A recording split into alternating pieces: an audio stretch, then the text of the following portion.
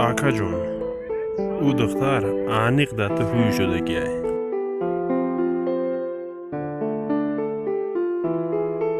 زورکو نبوشم میره مایرم خوزگوری میکنه.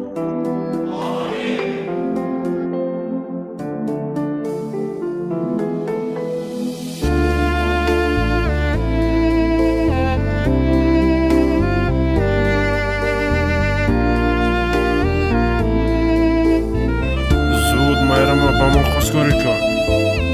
برای چی خونه شمهرد رو پرفتر خونه پدرت اومدی؟